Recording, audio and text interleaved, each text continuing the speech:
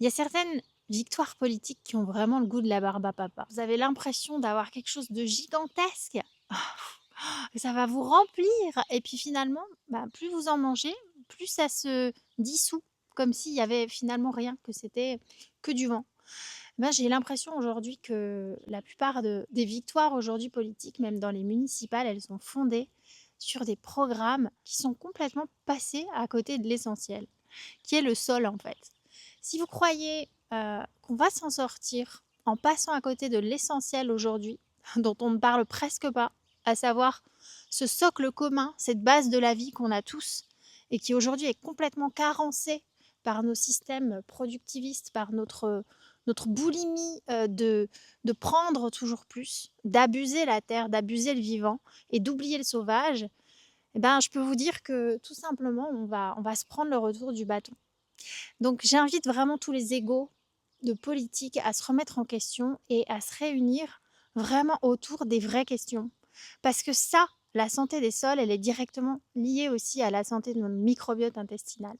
Et si vous êtes un petit peu intéressé par la santé humaine, et qu'est-ce qui fait qu'un être humain, il a un bon système immunitaire, qui va pouvoir résister à des virus, qui va avoir aussi des pensées moins anxieuses, et que donc peut-être il verra pas l'ennemi tout de suite à l'extérieur, mais qui va aussi apprendre à trouver sa sécurité à l'intérieur, c'est déjà d'avoir un bon système nerveux et d'avoir un microbiote intestinal riche en micro-organismes. Et où est-ce qu'on les trouve? Ben, on les trouve dans un sol. Et les meilleurs sols, les sols les plus riches dans ce microbiome, c'est les sols de la forêt. Parce qu'il y a toujours du sauvage. Depuis des milliers d'années, l'être humain a évolué. L'être humain est devenu un génie dans tout ce qu'il faisait parce qu'il était en communication permanente avec le sauvage, avec le vivant.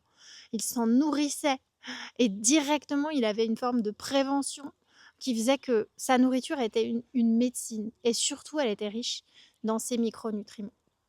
Donc aujourd'hui, on ne peut pas demander à nos systèmes politiques qui sont en bonne santé si le socle principal de la vie et de tout système, il est complètement ignoré en fait. Là, si je vous prends une seule poignée de terre, en fait, il y a plus de micro-organismes que tous les êtres humains sur Terre. L'homme moderne qui va au supermarché, c'est presque anecdotique si on prend toute l'histoire de l'humanité et comment elle a évolué. Donc à un moment, il va falloir être radical, c'est-à-dire revenir aux racines et se rendre compte qu'en fait, plus on va avancer, plus on va laisser l'érosion des sols, le système productiviste continuer d'impacter la terre sans la laisser se régénérer, et ben plus on va devenir tous pauvres en fait. Au-delà de toute catégorie sociale, moins on va être relié à nos écosystèmes, plus on va faire face à des gens finalement malades, alors que la médecine, elle est là, et que c'est aussi la base de pensée, d'émotions saines. Donc voilà, c'était le petit message du lendemain des municipales. La politique, elle commence déjà à se poser les bonnes questions. Elle se passe dans un retour à une agriculture qui se rapproche le plus de la vie sauvage, qui se rapproche de plus du système de la forêt qui est finalement en permanence recouvert de végétaux, qui est hyper nourricier pour les sous-sols, qui permet à la pluie, à l'eau de passer en fait, de nourrir les souterrains, de nourrir les sols.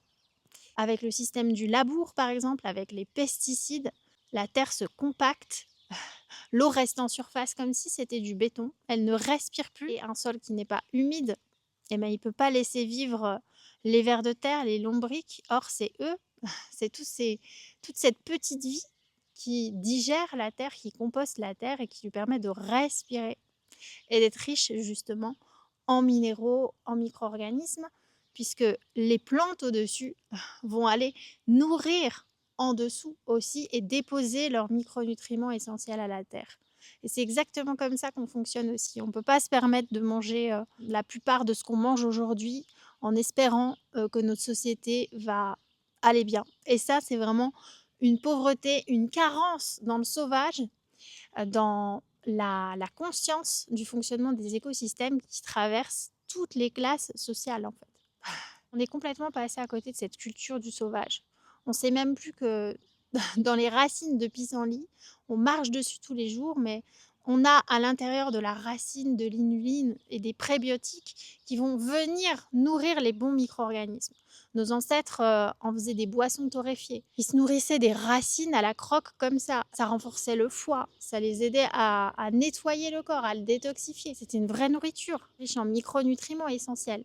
Aujourd'hui, toute cette abondance, on passe à côté, on parle de problèmes alors qu'on a des solutions qui sont juste sous nos pieds en fait. C'est juste qu'il faut qu'on réapprenne à voir la richesse là où elle est.